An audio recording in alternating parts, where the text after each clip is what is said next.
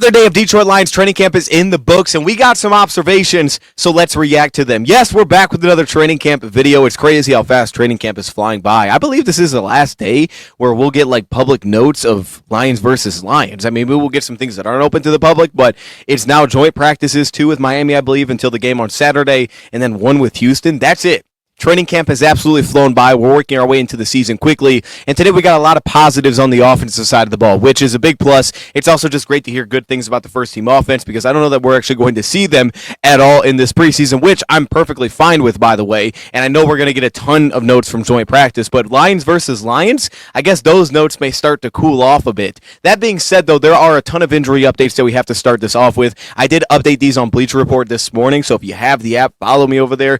You would have already seen my update video on all of these roster moves, but we'll recap them if you haven't seen it. So let's get right into it. First off, the Lions are getting back Dan Skipper, Jamarco Jones, and Taylor Decker to practice. Taylor Decker repping it back at left tackle alongside and getting some reps too with Dan Skipper. Those guys kind of rotating it sounds like today, but it doesn't sound like they actually went 100% on a lot of their 11-on-11s, so I don't know if those guys repped one-on-ones, but I would assume that they did. Regardless, just getting those guys back into practice, hearing that Taylor Decker is working his way back is a fantastic timeline. He's got plenty of time right now. Same thing with Dan Skipper. I think when they told us it was somewhere around a week to 10 days, so I think it seems like he's really on track to be in a good spot here. Then Jamarco Jones as well. We just haven't really got to see a lot of Jamarco Jones this season. Having him rep as a second-team left tackle as well, kind of going back to last year's preseason, so that's pretty interesting for him. Now, in terms of all the injury updates, there's a lot of things to go through here, but the Detroit Lions announced multiple roster moves over this past weekend, including 3 players being added to the reserve injured list, which during the preseason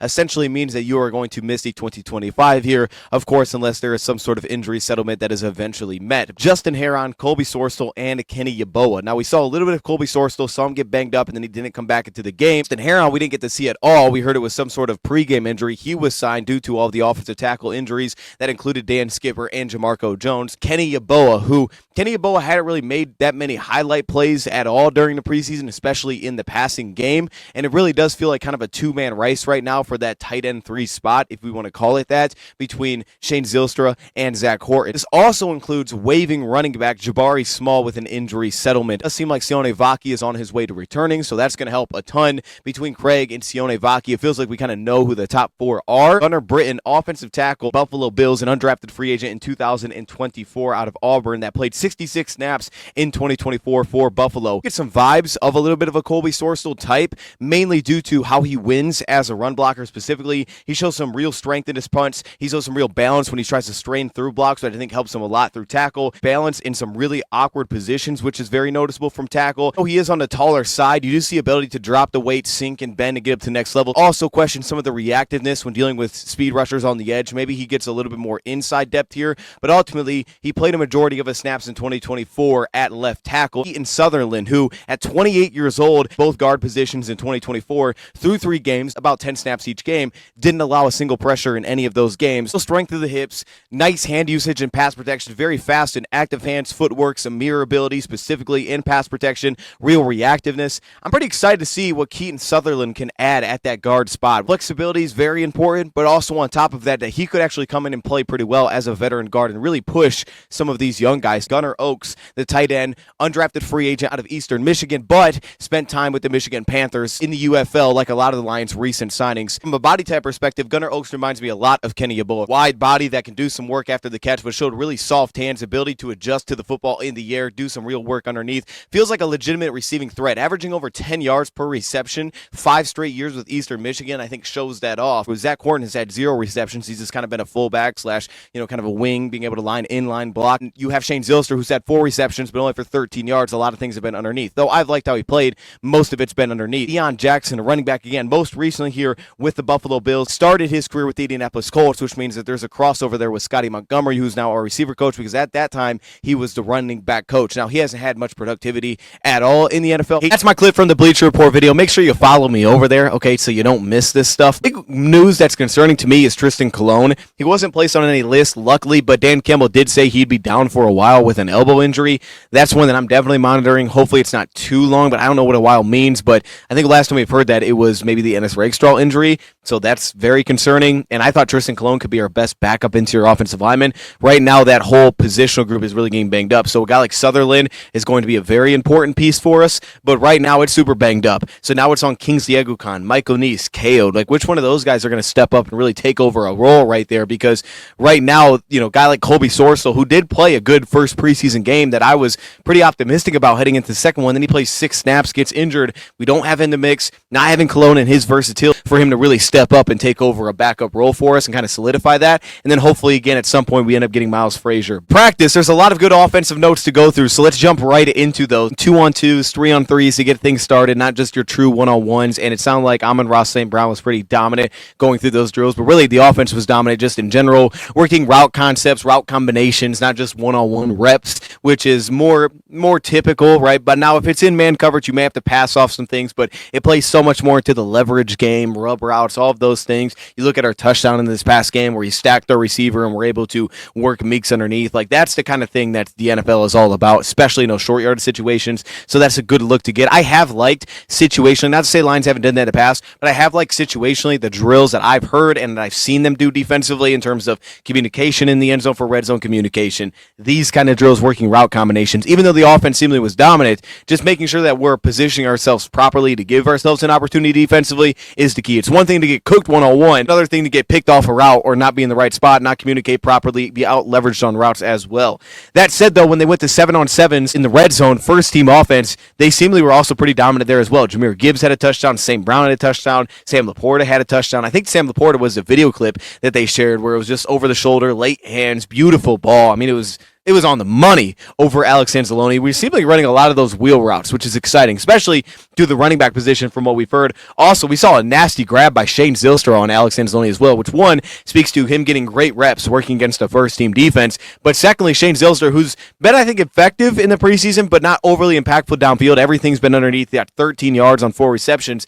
That said, though, Shane Zylstra has seemed like the real positive for the Lions, and I really do think he is carving out that third tight end role, and that's a positive type of play to see. It's also positive to see that he's getting those kind of reps and he's building that comfortability because he's always seemingly had that with Goff when he's on the field. But that was a fantastic play. The reactive body adjustment in the air, the timing at which he changed his body to make a play on the football was fantastic. I just love seeing that play. 11-on-11s, and it sounds like there was 2 big, like over deep kind of crossing type of routes. One for St. Brown for 23 yards, one for Khalif Raymond for 17 yards. And we got to see a few of those clips. Both of those guys, we saw Amon-Ra St. Brown working down the sideline with the fingertip grab over the shoulder. Again, that was a really nice catch, really strong ball placement, really didn't allow the defender back to the play whatsoever down the left sideline. And then the diving grab from Khalif Raymond, seemingly running away from DJ Reed. It looked like Brian Branch was settling in front there. So we're getting a lot of 2-back usage today between both Monty and Gibbs. I truly do believe that they're kind of hiding some of this stuff. Like, we're just not going to get an idea of what this is actually going to look like.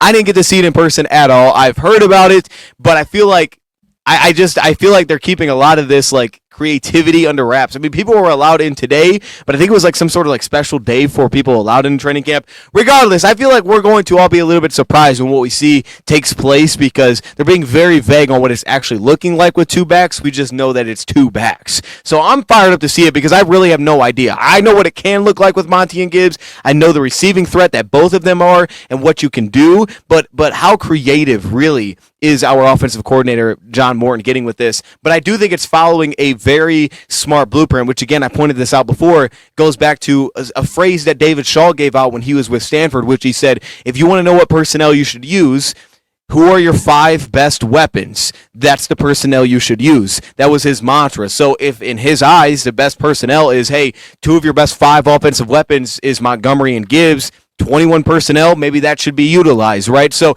maybe not 21, but maybe 2 backs on the field should be heavily utilized. And I think it's going back to that kind of idea, that sort of mindset where, hey, if these are 2 of our best 5 weapons, we got to get them both on the field together. Regardless of how it looks, we have to do it. So that said, I am pretty fired up to see that potential tweak this upcoming season. Big shot play over top by Jameson Williams, running away from Kirby Joseph. And again, this is another good ball. Passes are being led. This is one where he has to kind of extend out and make the grab, a late adjustment, a late speed adjustment, which I do like as well. He has that little burst to kind of close and track down the field, working over his shoulder. So it's a good adjustment by JMO, but it's also really strong ball placement. Nobody's running back to the ball. These are all in a really good spot. Seemingly timing's finding some rhythm here. And actually just going and looking at some of the routes routes that we ran concept-wise, I am pretty excited about some of the vertical route concepts we try to utilize, like speed in the slot. A cover 4 look here before the half. You have the number 1 receiver at the bottom of the screen, just outside the numbers. Then he becomes the number 2 receiver with the switch release, which he then ultimately breaks into the out-up move to get that one-on-one with the safety with the cornerback underneath. The route concept with crafty. So that's something to keep an eye on when you think about all these vertical routes. Obviously, we're seeing they're using their running backs a ton within the passing game. They had a situational drill, 58 seconds, down 3 from the 50-yard line, 2 timeouts, and it started off with a Tyleik Williams pressure that led to just throwing the ball, I guess, at Jahmyr Gibbs for an incomplete pass. Somehow they're saying this guy was untouched. Not sure how that happens. Either 1, you're sliding your pass protection, or 2, they blitz and you pick up the blitzer and not the DT. That shouldn't happen very often, but I guess that's what happened, or it was just a complete whiff up front, which is also a concern. But I guess it was thrown near Hutchinson. Hutchinson almost picked it off. So that's how the drill got started. 6-yard completion to Amon-Ra St. Brown to get things going, which seems like always the offense's kind of go-to, which is so nice to have a guy like that. Whenever, and it's been like this for years in training camp, whenever there was a negative, it's like, let's just get positive, let's get forward, let's get back on top of the chains, go to St. Brown. It's like it never fails. 6-yard hitch for St. Brown, and then missing Sam Laporta down the left sideline, a little bit over top, fell incomplete. 4th and 4, which is also incomplete, to Khalif Rain with DJ Reed in really tight coverage, which is a matchup that I would love to see a little bit more in person, but it definitely sounds great. I'm glad that these are things, because Khalif is usually that much of a handful to deal with. Defense seemingly bowed up within that first situational drill after the offense led the way through red zones. We did get to see one of the matchups between Sewell and Hutch. Big thing for me with Hutch is he naturally seemed like he was able to really bend, drop his pad level really low to the ground, and continue to work around and continue to battle around the arc. I wouldn't say it was the cleanest win, but just being able to see that he has that kind of flexibility does give me a ton of optimism about how he's feeling and just being normal and not thinking about his leg. Man, I do got to believe it's beneficial for him working against the right tackle consistently, because he can play through that right leg rather than the left leg. It doesn't feel like that left leg bent as easily here. It is something to kind of keep an eye on as he's working through getting back from that left leg injury. But even still, he is working to drop his shoulders, drop his pads, and you still have to trust your legs to be able to do that. So while it doesn't look maybe as clean on that side, we've heard a lot of wins off the left tackle as well. The good things about Keith Cooper Jr. winning multiple times on Mahogany, including a push-pull win. I'm still waiting on Keith to really seemingly put everything together as a rusher, but with his length and his stride depth, a push-pull move, big hands, that kind of thing feels like it should be a go-to move for him, which I think about Mahogany with some of that body control playing over his skis. I thought that was something kind of got to college to be an issue. We really didn't notice it last year because he didn't have that many pass sets, but this is a time for Mahogany to learn. And truly, there might be some growth. There might be some bumps along the way early for Mahogany. Like, I don't want to just have the anticipation that Mahogany's going to be amazing. Like, let's understand that he's still super young and he's super new and he didn't have this training camp last year.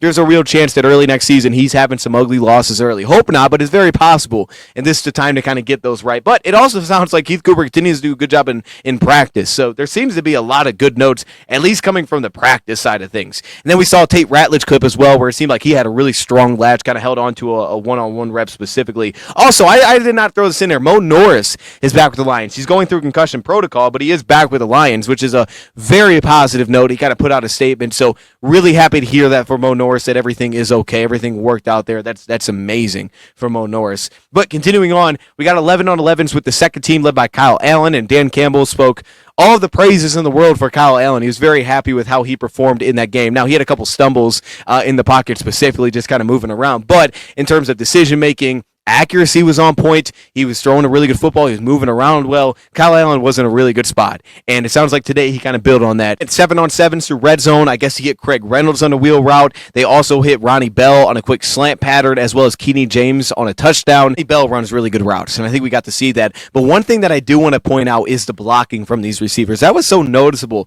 And it felt like an Isaac Tesla effect, but I was so noticeable when watching back this game for the backup receivers where everybody blocks. I mean, I'm watching Ronnie Bell put dudes on their back. I'm watching Jackson Meeks strain like a little bit at the top of the route, so I didn't have an issue with no flag. But you got to see the real agility. The footwork that he unleashed at the top of that route to try to bend and create separation was super exciting, because even though he did stumble, I mean, if he didn't, he broke a nasty route. It was really nice footwork. He just stumbled a touch, and he wasn't able to cleanly get out of his break. But the route was really nice at the top. Again, I always thought he was a good route runner coming out of Arkansas. I didn't think he was like that raw. And that footwork looked straight. strong at the top of the route. That gave me a lot of optimism as well for Isaac TeSlaa, even though he kind of fell down to that route. TeSlaa with the short reception, and then Trevor Nowatzki, I guess, had a sack before they hit Jackson Meeks for a nice completion. Jackson Meeks did a good job. Jackson Meeks did a good job in the preseason as well. Aside of that one drop over the middle of the field, he did a nice job. And again, he was the guy that caught my eye first as being an excellent blocker. But Trevor Nowatzki, another dude. Trevor Nowatzki, I think, had a really strong game too. Showed a lot of his flexibility. I think Nowatzki's getting sacks, making plays around the football.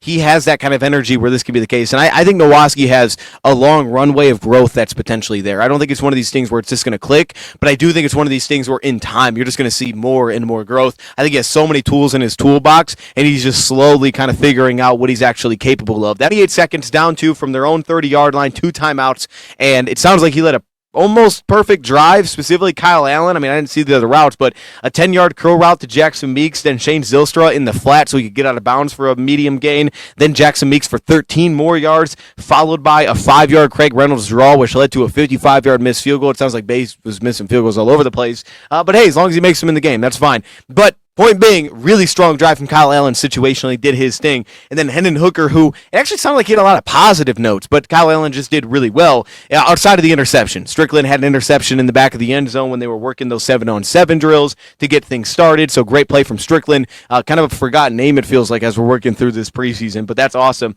Jackson Meeks had another touchdown, fingertip grab, I guess, from Hendon Hooker, as well as a sack that was noted in 7-on-7s, which is a problem. Standing there too long. Remember, Hendon Hooker can't take off in 7-on-7. It's not a thing, so you got to throw it somewhere. I actually think this is probably the best reps that he can get, because it's not that he can't read the field, in my opinion. It's more so about just trying to continue to work off script. It's like, okay, you read the field, you saw what is supposed to be there, it's not there. What do we get to now? How comfortable are we getting to the next thing? But especially when plays do break down, finding more routes downfield is going to be key for him. But it sounded like it was a little bit rough there, having a sack specifically. That doesn't necessarily mean it's on him. Could have just been great coverage in the end zone. It sounds like it was a shot play to Jackson Meeks, who ended up beating Barku by a lot. Luke Barku, one of the more recent additions that we made. So, again, it seems like there's some positive news there. A lot of good things from Jackson Meeks. I think he's helping himself out a ton when you think about kind of this backup receiver battle. I think Bell had obviously a very positive game, too. He's blocking well, he's running good routes, and he's catching the ball when it comes to, and did some work after the catch.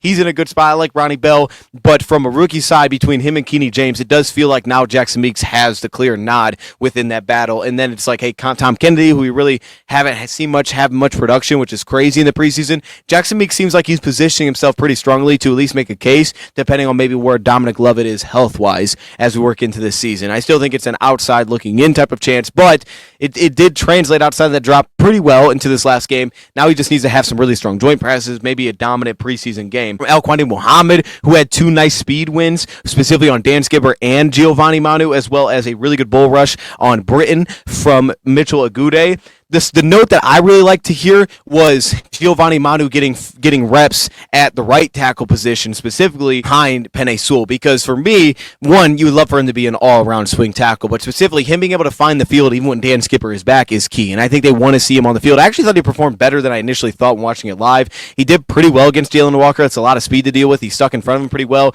and obviously Walker's a little bit smaller, so I felt that he just kind of used his size and his mass to be a little bit of a handful at the point of attack. I thought he was more positive than I initially thought. I didn't say it was perfect, but I thought it was better than what I thought. I thought it was pretty bad when I initially watched it, but I thought it was much better when watching it back. And on top of that, Giovanni Manu getting those reps at right tackle, probably some of that has to do with Mason Miller being shaky, I think, up to this point clearly, which is something that we can continue to work towards finding an answer to. So big positive for those two getting back on the left side. We need that, and it should lead to better practices for the offense. But at the same time, I do think this is actually a real positive for Manu, trying to find a way to keep him on the field, right? Just because Dan Skipper's back, well, let's put him at right tackle, because that could be a better option than Mason Miller at this point. We did unfortunately get some news about Ahmed Hassanin, who apparently is dealing with a lower left leg injury, which is super unfortunate. I don't know how serious that is, but they said that happened during practice. And as soon as I saw that news, I got to be honest, I was like, okay, now would be a good time to sign Za'Darius. And it's not that, you guys know I'm not we need to hurry up and do it. I think it's going to get done eventually. It's just when, not really needing to rush it. There's no need to rush it, but he has a clear role in this team. Third down packages, it's clear. But once Za'Darius does sign, I think everybody's going to be able to feel very calm with this edge position specifically. And as soon as I saw that, I'm like, It would be nice to just see him on the depth chart. so I think it's going to happen. I do think it's going to happen. I don't think it's going to happen right now, but I think it's going to eventually happen, and it will be nice when that happens. But hoping for Ahmed that nothing's too serious here. With that being said, I'm going to leave it there, though. Let me know your thoughts and comments below. Thank you for watching, and I'm out.